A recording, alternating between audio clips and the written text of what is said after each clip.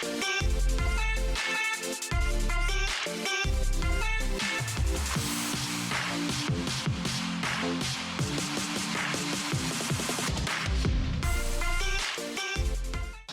the round of 32 dust settled, 2 teams remained from Africa on the global stage. And which 2 teams are we talking about? We're definitely talking about Morocco and Egypt, who remained the last faith and hope for Africa.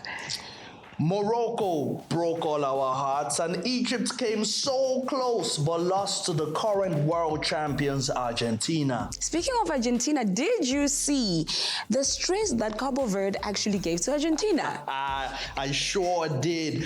On today's episode of the continent's #1 magazine show, we'll take you to that moment that made the whole world fall in love yet again with Cape Verde. I'm one of your favorites, Adelani. And I am Auntie Diski. Welcome to the FA show, the heart of African football.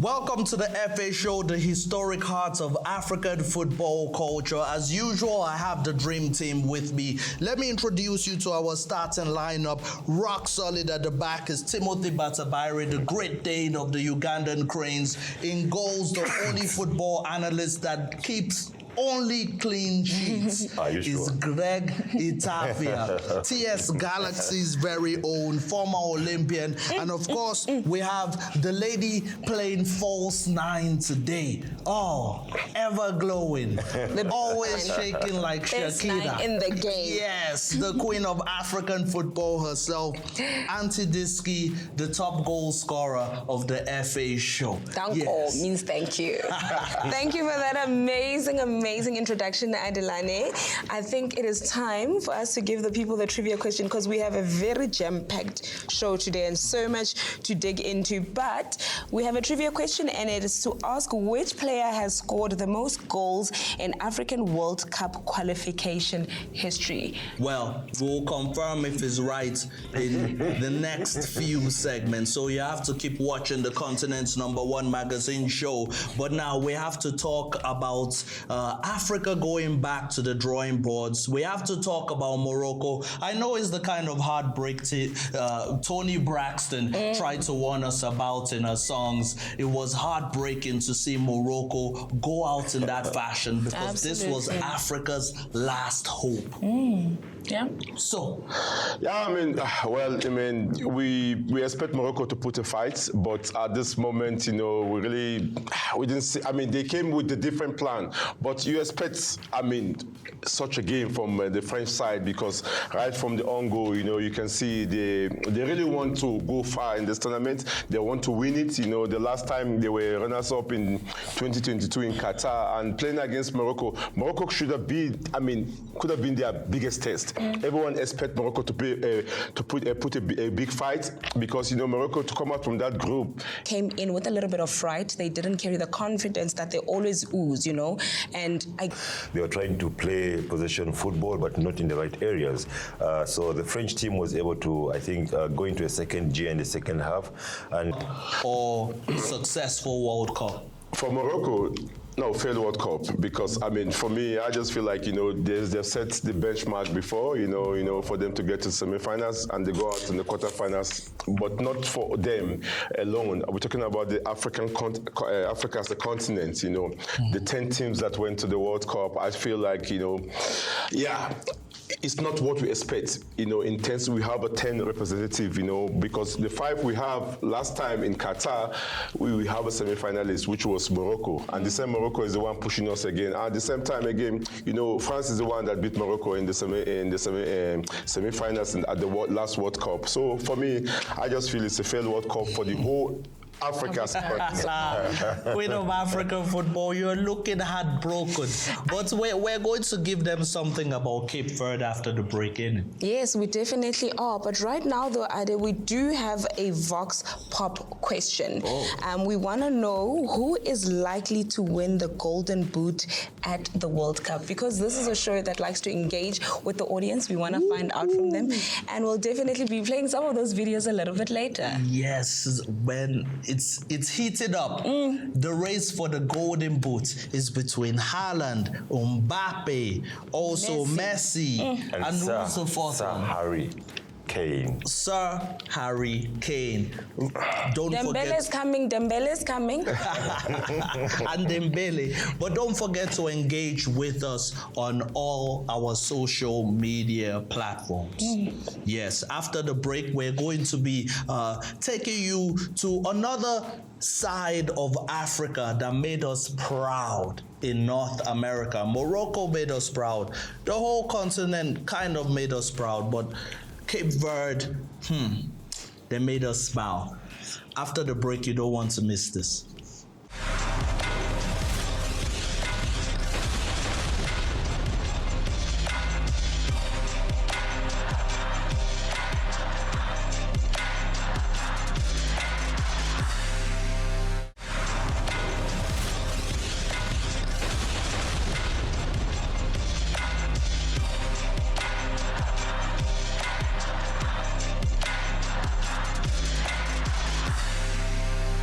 And just like that, we are back. And I think if you can notice, we're very quickly coming back from the ad break because we've got so much to talk about. Absolutely, this is the World Cup special edition. We're still talking all things World Cup. I want to talk about, guys, there's explosive things happening at the World Cup currently, you know? And before we break down particular matches, I want us to focus on the match between Cape Verde and Argentina, a team that has been very persistent in making sure that they cause upsets for their opponents. I would rather walk away with the draw than lose, you know? And let's focus on the match between Argentina and Cape Verde. Unfortunate for Cape Verde, you know, they held it down up until the last minute with their own goal, which is very unfortunate. But Greg, I'm going to start with you. Take us through maybe Argentina in terms of their performance throughout that match. I mean, throughout that match, you know, they did very well, you know, in terms of how they approached that game, but they were surprised with what Cape Verde came with, you know, in terms of they were thinking Cape Verde's going to stay on low block, but Cape Verde came out and played their football, attacking football, fearless football, and which is very good. But the good look, I think when it came to the first half, you know, on conceding one, that moment in time with their low block, they changed. Their energy levels were higher than Argentina. At that moment in time, it gave them that momentum. But you're looking at the players like Sidney Lopez Cabal. make Messi to wait. What is that? South African players. We want to win game. Is wasting our time there. You can never forget your rib. And I feel like at that moment, I think they were not immune. Cape Verde were not immune to the whole African team's spell when it comes to the additional minutes. I think they also folded. But we had an opportunity to have Adelane. I mean, Adelane is an international, guys, you know. He's securing international interviews with international journalists. Adelane got to speak to a journalist from Cape Verde, you know, to tell us a little bit more about, I mean, the trending goalkeeper as well as the festival. Yes.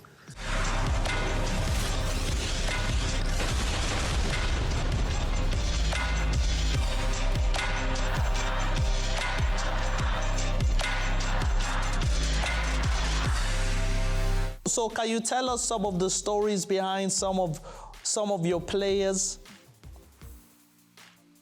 You know, we have, of course, I'm going to start with Vozinha, you know, because he won the hearts of so many people all over the world, you know. And Vozinha, for example, is a person that, as a child, he used to play football already on the streets, like many of us, you know, girls, boys, it doesn't matter. We play on the streets and we do football a lot. And Vozinha, his father was in the military, and his mom used to work a lot to keep everything right, you know, to support the family. So Vozinha of Vozinha, because of course, his name is not Vozinha. It is a street name that they gave him. And his real name is Josimar José Evora. And I'm saying it all in Cape Verdean, the names, you know? Yeah. So, yeah, and then he kept that name, you know? He went into the football aboard when he started to play aboard. He used his name, his birth name, he used Josimar. But there was already a player and his name was already Josimar, so there were two. And he was like, you know what? I'm gonna use my street name, the name that they gave me as a child on the street. So Vozinha is on his shirt when he plays now. So yeah, and Vozinha is, his career started with 25 years old. He didn't start like most boys here in Europe, you know. They start as a child already in a team and they go up and up, you know. And when they are 18, they already, you know, there's already a club to buy them if they're good enough, of course. Vozinha is a very good goalkeeper. He always was. Wow. But it started with 25 years old. And all this time, he has worked as an electrician. Wow. So he kept his work all the time. And yeah, it took a while for him to really start to play for big teams, you know. He has played for many teams, you know, but it was all in a small scale, you know, not so big scale. How were the players received in Cape Verde?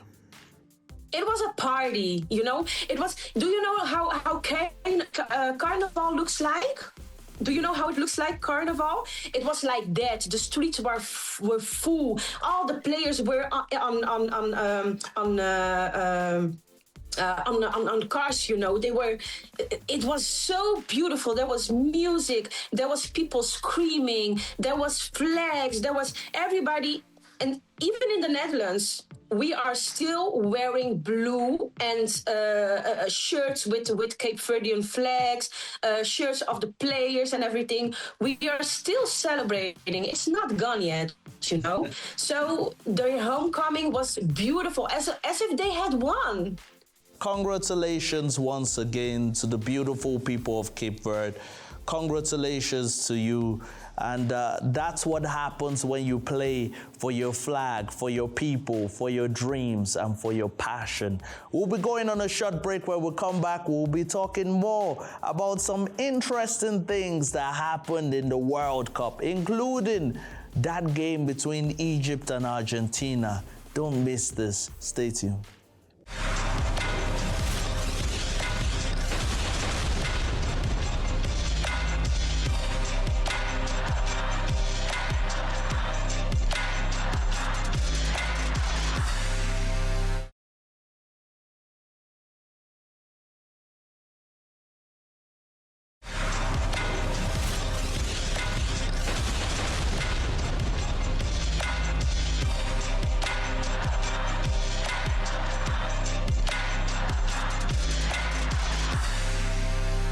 As usual, you are back like Umqolo, still chilling with the Fantastic Four, watching the best African magazine show. Adelane, I had so much envy when I was watching that interview, and I'm just like, how did you secure that? Sabawell. But before we dive deeper into that, we had a trivia question earlier. We asked our viewers which player has scored the most goals in African World Cup qualification history.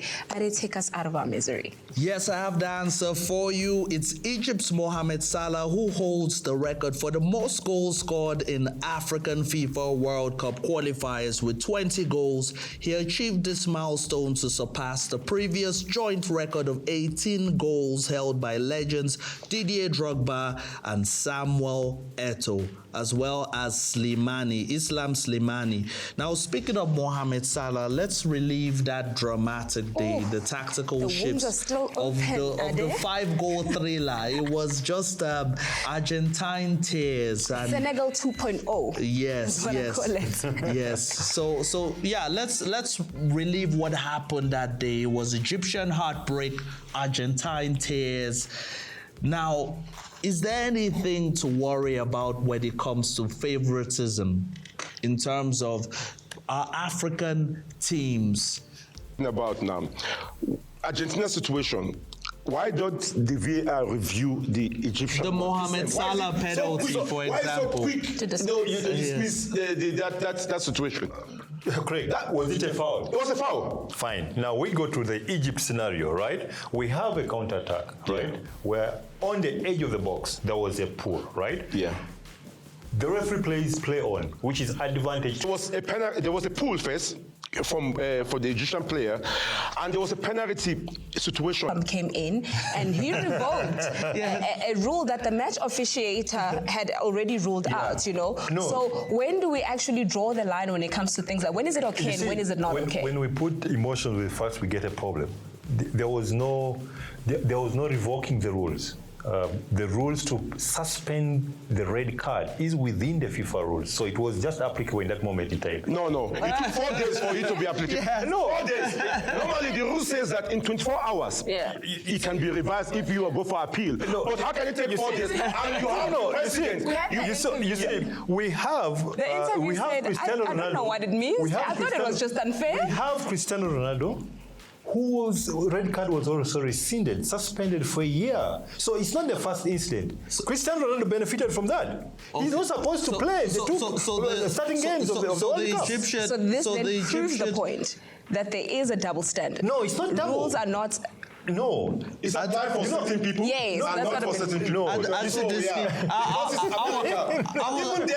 Even there, I was so happy. It's supposed to be Chisholm Palmer. Yes, honestly, I believe there should be a different rule to how beautiful a goal was, because the goal that was disallowed for Egypt, it was so beautiful. Yeah. I feel they should have let it stand, no matter what happened in the build-up. And you can't break the law for something, right? The Egyptian FA need to get Donald Trump's number. Do them a few favors. Well, we have a Vox Pop we have to watch right now, because our question of the day is, who is going to be the leading goal scorer in this World Cup? The Golden Boot race is heated up. Is Haaland? Is Messi? Just watch this. Chaba here. Now, my view on who would possibly be the Golden Boot, contender, or in fact winner for the 2026 World Cup is Leo Messi. I mean, the little magician is unstoppable. We've all witnessed it. Looking like he's going to score in every game as he's done so far. And also the rapport he has with his teammates, man. It looks like they're all willing to, get on the pitch, fight for him to make sure that he helps them get as far as possible in this World Cup. So that's what I see happening. I see Leo Messi getting more goals in this World Cup. I mean, you've got Kylian Mbappe, you've got Haaland. They'll be scoring goals too, but I just don't see them catching up to Messi, because I feel like Messi is still going to cause a lot of damage in this World Cup. So let's see what the little magician gets up to in the next game. Hey guys, my name is Nonzi. I'm watching from Pietermaritzburg in KZN. I love the show. My entire family loves and enjoys the show, especially my mom. So I think regarding to the topic today, it's definitely going to be Mbappe for me, because there hasn't been a game where Mbappe hasn't scored a goal or two. So I think it's definitely going to be him. Thank you.